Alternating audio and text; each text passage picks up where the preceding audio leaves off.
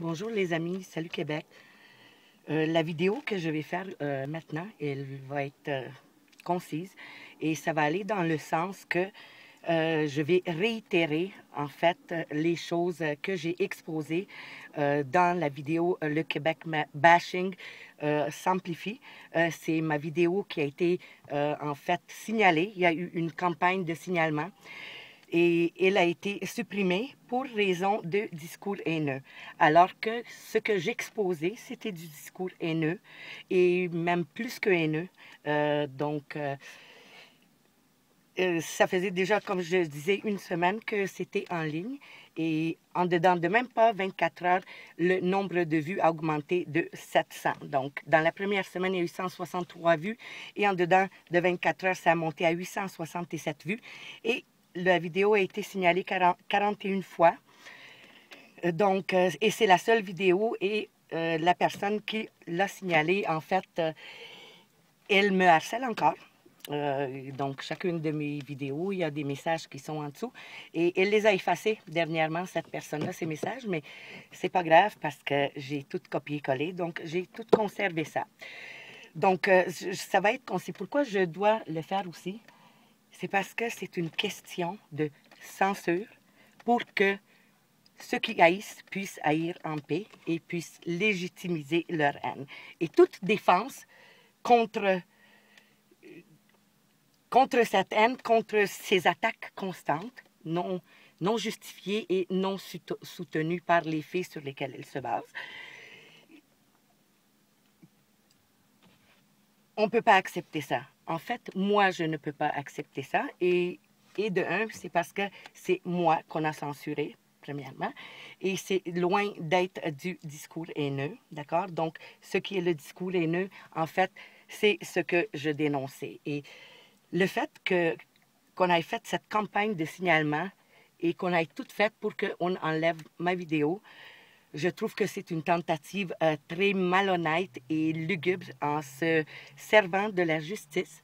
Et je dirais même que, rendu à ce point-là, quand on appelle la défense légitime, d'accord, quand on appelle ça du discours haineux, mais c'est là qu'on sait que, écoutez, les personnes qui ont fait ça, c'est parce qu'elles n'ont pas d'argument, d'accord, à défendre les allégations. Donc, quand on n'a pas d'argument à se défendre, qu'est-ce qu'on essaye de faire? On essaye de faire taire, d'accord? Donc, nous avons ici un exemple parfait du marxisme communiste.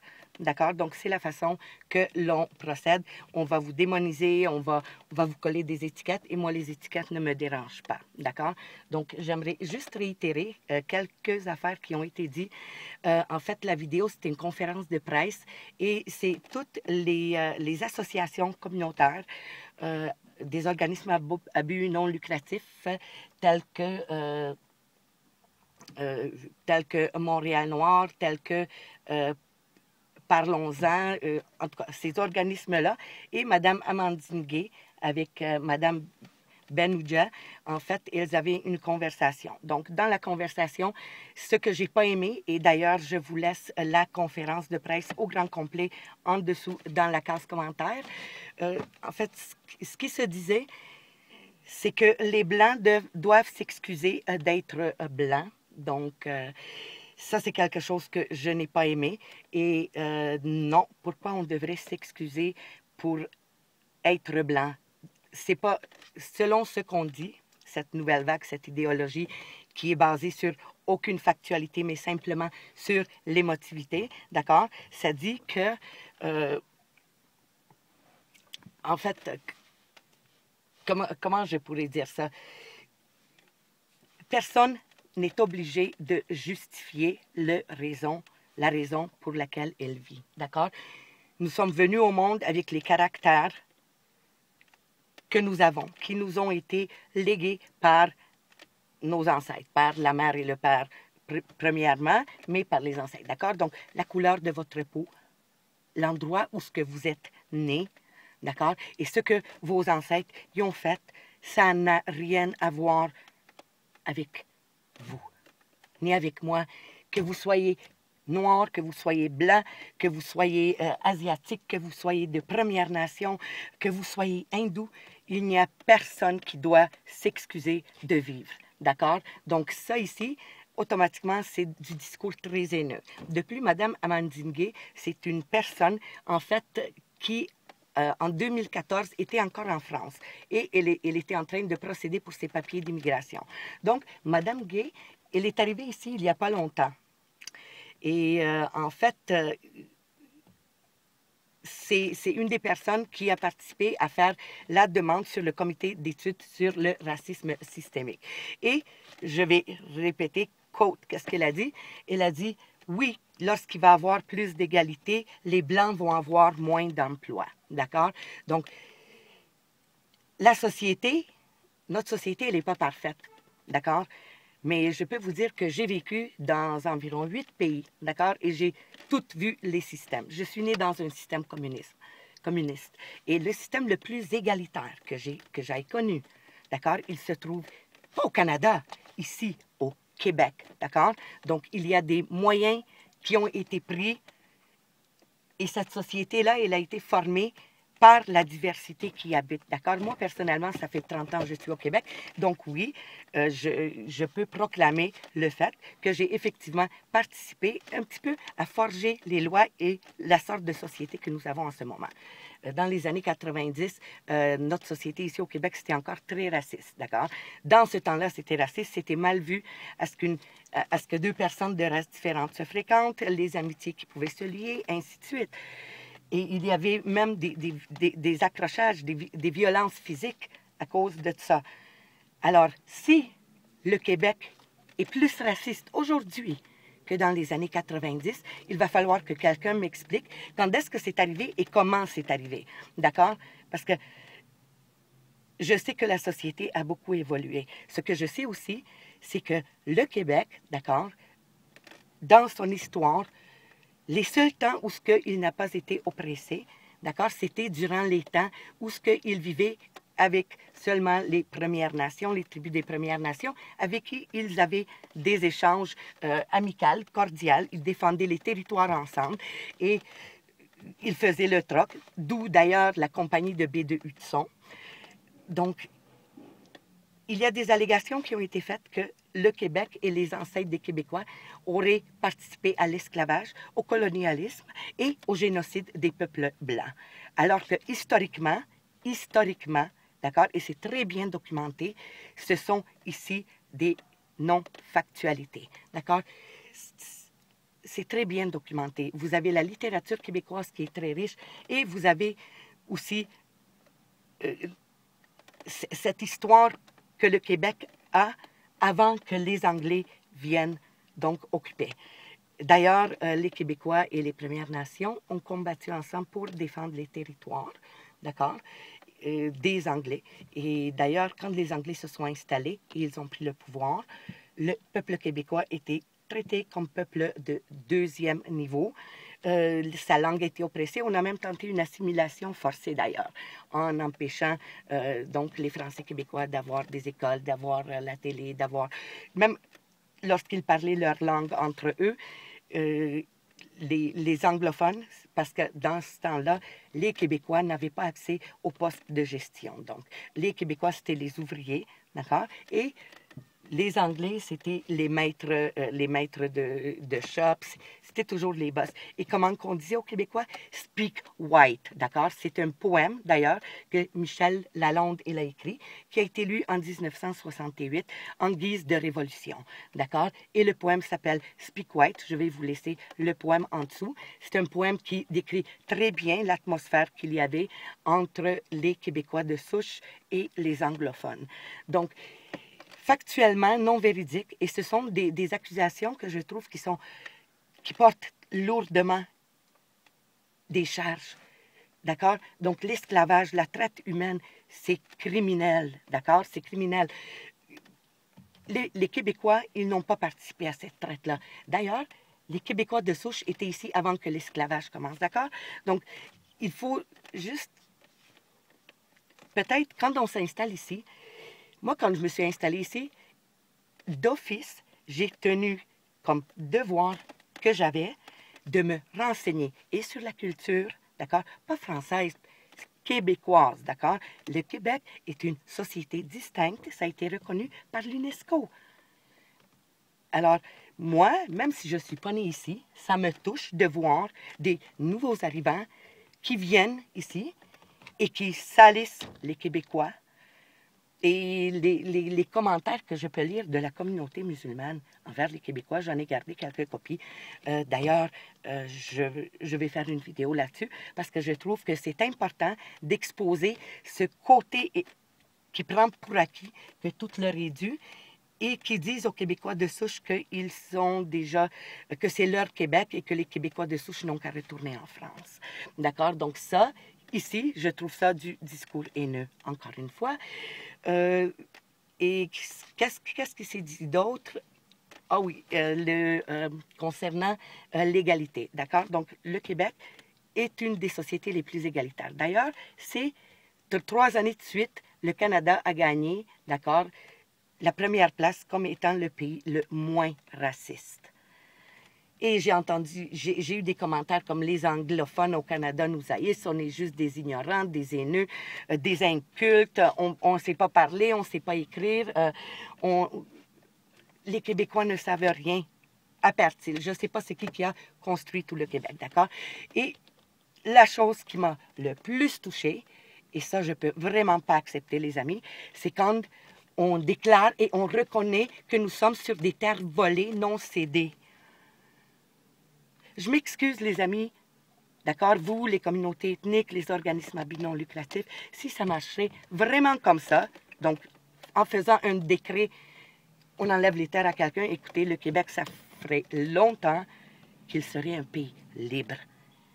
Mais le Québec n'a pas le droit d'être libre encore aujourd'hui, en 2007. Et là, en plus, les Québécois se font fustiger. Ce qui vient me chercher, c'est que c'est complètement gratuit, d'accord? Gratuit. Oui, je veux bien qu'il y a nos politiciens, il y a Couillard qui n'aide pas à ça, ainsi de suite, et tous les Québécois, ou les Québécois, Valérie Plante, entre autres, et tous ceux, les journalistes, les chroniqueurs, moi je parle de tous ceux, d'accord, qui se revirent et qui se mettent du côté des communautés ethniques. Donc, on encourage au communautarisme, d'accord? Donc, on demande aussi aux Québécois de se taire, de laisser la place aux autres. À quel point est-ce qu'on est obligé, est-ce qu'on est prêt à céder sur nos privilèges? Parce que ça va au-delà du gouvernement, d'accord? Ça vient de l'Académie. Ça vient de Noël Ignatieff, qui est un professeur sociologue à l'Université de Harvard, d'accord? Et c'est lui qui a parti cette idéologie-là, d'accord? Que la suprématie blanche, c'est un pouvoir et le racisme, ça vient du privilège et du pouvoir. Tous ceux qui sont blancs, ils ont le privilège d'être blancs et ils sont au pouvoir. Donc, c'est du racisme. Et que les personnes de couleur qui se considèrent comme des minorités ne peuvent pas être racistes parce que leur réaction et ce qu'ils disent et ce qu'ils font, en fait, ça vient du fait qu'ils soient oppressés. D'accord? Alors, moi, ce que je disais, c'est que il n'y a personne qui a amené personne au Québec de force. Les gens qui viennent s'y installer, ils viennent s'y installer parce qu'ils sont convaincus et selon les preuves, ils peuvent trouver une meilleure vie ici. Et au Québec, se comprendre, ce que j'aimerais qu'il soit compris, c'est l'égalité des opportunités. L'égalité des opportunités, on commence l'école à la même âge, d'accord? Au même âge. Du racisme, du préférentisme parce que vous avez la peau de telle ou telle couleur, non. Quand on parle pour la communauté musulmane, c'est peut-être dû au fait que les patrons, ils considèrent que maintenant, selon les nouvelles lois, ils sont obligés, d'accord, d'accommoder, d'accord, ces personnes-là. Et je m'excuse, mais il y a le porte-de-voile, il y a le ramadan, il y a plein d'occasions spéciales où ce que la communauté musulmane se force par des lois, par la législation, force les employeurs donc à faire des doubles efforts pour arriver à la même production. Donc, ce n'est pas une question de racisme, c'est une question de rentabilité, simplement. À part ça, je m'excuse, mais du racisme systémique, là, il y a une montée de racisme. Et encore là, c'est l'académie. Ça vient de l'université. C'est pas toutes les personnes noires qui vont avoir cette rhétorique de privilège de blanc et ainsi de suite. C'est pas toutes les personnes musulmanes non plus. Mais il y a cette clique-là qui ont été endoctrinés. Oui, endoctrinés. Et je ne sais pas, pour une raison ou une autre, ils croient qu'ils sont arrivés avec ces idées-là toutes seules. Ce que je leur demande de faire, c'est de faire de la recherche sur Noël Ignatieff. Et ils vont faire le saut parce que cette personne-là, c'est une personne blanche. Alors, moindrement éloquent, peu importe qui, ça ferait un choc. Ça arrête quelqu'un à se demander comment ça se fait que cette personne-là, elle est blanche et elle parle d'une manière aussi dénigrante envers les Blancs. Et ce académicien, ce Noël Ignatieff-là, il va même jusqu'à dire que les races, c'est une construction et que il ne veut pas, il faut pas juste déconstruire la race blanche, il faut l'éliminer, d'accord? Donc, c'est de là, ça s'apparente, ça vient s'ajouter et s'intégrer au plan de Couderhof-Calegri, d'accord, qui est le plan du génocide des peuples blancs. Ce plan-là, j'en ai fait une vidéo. Il a été écrit en 1925 par Richard Couderhof-Calegri, d'accord? Donc, quand Mme Amandine Gay, elle parle et je cote, les peuples en France, il y a cette peur du soi-disant grand remplacement. Et Mme Gay, elle sourit avec les deux autres personnes, elles sont contentes. D'accord? Le grand remplacement, c'est le plan de Couderhof-Calegri. D'accord? C'est le grand remplacement des peuples blancs, en Europe surtout et dans toutes les colonies.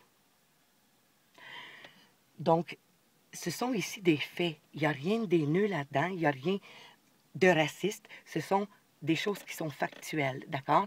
Donc, je ne blâme pas cet état des choses sur aucune communauté ethnique. Ce que je déplore, par contre, c'est que ces gens-là, ils embarquent aussi facilement. Et oui, ce sont les gens qui sortent des universités, d'accord? Donc, cette nouvelle mentalité marxiste qui est basée sur la séparation, qui est très identitaire et qui sépare de 100 000 façons pas possibles, pas imaginables. Et on n'avait pas ça au Québec avant, ce communautarisme-là. Et vous n'en voyez pas non plus. Je veux dire, il n'y a aucune ethnie connue. Bon, à part les Assidiques qui a eu une ou deux fois des demandes d'accommodement. Donc, mais leur communauté est très restreinte et on les entend jamais faire du bruit. Et leur demande, c'était pour les accommoder justement le dimanche. Donc, c'était pas la fin du monde. Ça touchait pas la population et le système au complet à tous ces niveaux de gestion, d'accord? Donc, dans notre sphère publique, donc à la ville, au gouvernement, au fédéral, au provincial, il y a cette volonté de suivre ce marxisme culturel qui est très communiste, d'accord? Donc, ce qui me fait chier, c'est que finalement, je vois que la cohésion sociale qu'on avait avant, elle se brise rapidement et beaucoup. Donc, moi, qu'est-ce que je vous suggère de faire? Écoutez, les amis, Monsieur Jean-François Lisée, le chef du PQ, d'accord, il s'est opposé à l'étude sur le racisme systémique. Il a également parti une pétition, que je vous laisse également le lien en dessous si vous ne l'avez pas encore signé. En fait, moi, je vais le contacter, d'accord, à propos de mon cas, donc de cet événement où ce que YouTube m'a censuré et les raisons pour lesquelles j'ai été censurée et qui a fait en sorte pour que je sois censurée, également ce que je dénonce. Je vais lui faire parvenir une copie du vidéo, comme j'ai fait en bas, donc de la conférence de presse au grand complet, et je vais lui exposer mon cas, d'accord? Et je vais lui demander, parce qu'il y a eu aussi une autre personne de la communauté musulmane qui a accusé et qui a dénigré fortement, elle a fait même du discours haineux, Dalila Awada, envers le PQ, d'accord, donc le Parti québécois. Moi, je trouve que pour que cesse ce Québec bashing, les amis, c'est un recours collectif que ça prend, d'accord? Donc moi, quand je vais écrire à M. Jean-François Lisée, je vais lui demander, je vais l'urger de demander à ces entités-là de tout retirer ce qu'il a été dit et de demander à ce que cesse le Québec bashing et que si encore il y en a, mais qu'il va falloir qu'on prenne notre recours légal, qui est un recours collectif, d'accord? Qu'est-ce que j'aimerais que vous fassiez, les amis? Et je vais mettre un exemplaire de lettre en dessous. J'aimerais que vous envoyiez un email, un courriel, à M. Jean-François Lisée également, en lui demandant, à titre de Québécois, de mettre son pied à terre et de demander publiquement à ce que Mme Dalila Awada, ainsi que toutes les factualités qui ont fait du Québec bashing et qui ont fait des accusations diffamatoires et inflammatoires, qui ont accusé à tort le Québec d'avoir participé à tout plein de crimes, d'accord, qu'il se retire. Et ainsi demander également à ce que cesse le Québec bashing et de prévenir que si encore ça se reproduit, mais qu'il va y avoir des recours légaux qui vont être pris contre ces personnes-là ou ces organismes communautaristes qui attaquent l'identité québécoise sans cesse, d'accord, et farouchement. Donc, moi, je vais le demander et je vais vous demander de prendre ces 5 minutes-là. Je vais tout monter, je vais mettre l'exemple de la lettre. Et je vais vous demander simplement de le faire parvenir par courriel à M. Jean-François Lisée, le chef du Parti québécois, d'accord? Écoutez, les amis, c'est le seul qui se met debout, d'accord? Et je crois qu'en lui écrivant et en lui présentant ce cas-là, mais ça va donner du poids, d'accord, pour lui, pour qu'il puisse opposer cette étude sur le racisme systémique qu'on veut nous imposer. Et en plus, il va falloir qu'on paye pour. Moi, ce que j'ai pour mon dire, c'est, écoutez, Commission Taylor-Bouchard, là, ça a coûté très cher. Et il y a eu des recommandations qui n'ont pas été encore appliquées. Ce que M. Lisée, il propose, en fait, c'est, au lieu de faire cette étude sur le racisme systémique, il a proposé des actions qu'il est prêt à prendre immédiatement pour, justement, répondre à ces plaintes, à ces gaps des communautés ethniques, d'accord? Donc, au niveau des écoles, au niveau des postes de gestion, au niveau de l'emploi et de l'employabilité, d'accord? Donc, je crois que M. Lisée a été très, très raisonnable, d'accord, pour un politicien. Et en fait, ce qu'il faut maintenant, c'est qu'on lui demande, et plus de personnes lui demandent, et plus ça va avoir du poids. Il faut lui demander à ce qu'il sorte publiquement et qu'il demande à ces personnes et ces entités-là de retirer, d'accord, leur déclaration diffamatoire, d'accord, et que ça cesse parce que sinon, le Québec et le peuple québécois vont prendre des recours légaux afin de faire cesser ça, d'accord? Donc, vous êtes chez vous, vous avez vos droits, vous avez le droit d'être fiers de vos ancêtres et de ce qu'ils ont accompli. Et vous avez le droit d'être fier de votre identité parce qu'elle est unique en Amérique du Nord. Et juste ça, ça vaut la peine de continuer à se battre pour ça, les amis. Vos ancêtres l'ont fait, puis ont réussi à conserver cette identité-là et la langue et la culture qu'ils vous ont transmis. Donc, transmettez donc la même chose à vos enfants. Puis dites-leur qu'ils n'ont aucune raison d'avoir honte, ni d'être blancs, ni d'être québécois, ni d'être ce qu'ils sont. Parce que c'est en étant fiers de nous et de qui on est et en connaissant qui nous sommes, enfin, qu'on réussit à être assez fort pour s'accrocher à ces valeurs-là et les perpétrer. Donc, là-dessus, les amis, c'est tout ce que je voulais dire et j'espère que vous êtes d'accord avec moi. Je laisse toutes les informations, également la lettre que je vous demande donc de faire parvenir à M. Lisée afin qu'il puisse prendre un step-up sur la place publique et demander à ces gens-là que cesse le Québec bashing. C'est bon pour tout le monde et il faut qu'on le fasse. Donc, là-dessus, les amis, je vous dis salut et je vais vous faire d'autres vidéos. Et d'ailleurs, c'est important que vous soyez au courant, pas juste de l'histoire québécoise, mais de la vraie histoire des événements qu'on reproche au Québec, d'accord? Donc, l'histoire, elle a été réécrite. L'histoire n'est pas véridique, en fait, pas celle qu'on nous apprend dans les écoles. Donc, moi, j'ai fait des recherches là-dessus parce que, veux pas, j'ai la couleur, je suis blanche, donc je me suis sentie concernée, et nous le sommes. Et j'ai fait des recherches et je vais, en fait, vous exposer ce que j'ai trouvé pour vous outiller, les amis, d'accord? Parce que ce dont le Québec se fait accuser, c'est pas cool et c'est pas véridique et ce n'est pas juste. Et moi, quand je vois de l'injustice, parce que je parle de l'extérieur, d'accord? Moi, je suis pas née ici de souche québécoise. Par contre, je me suis attachée au Québec et je trouve, et peu importe où ce que ça serait, d'accord? Quand je vois une minorité qui est locale, qu'on essaye d'éliminer et qu'on y met tant d'efforts, d'accord? Ça, on appelle ça du ethnic cleansing, c'est du nettoyage ethnique. Et je ne suis pas d'accord avec ça. C'est dans ce sens-là que ça va. Donc, je ne trouve pas que ça soit du discours haineux.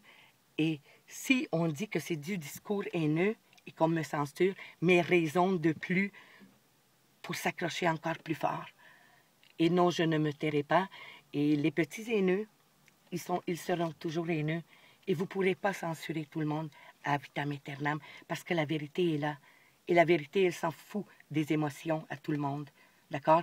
La vérité, c'est la vérité. Il n'y a pas votre vérité, ma vérité, sa vérité. Il y a une vérité. Et c'est tout ce que j'avais à dire, les amis. Alors, peace out, Québec.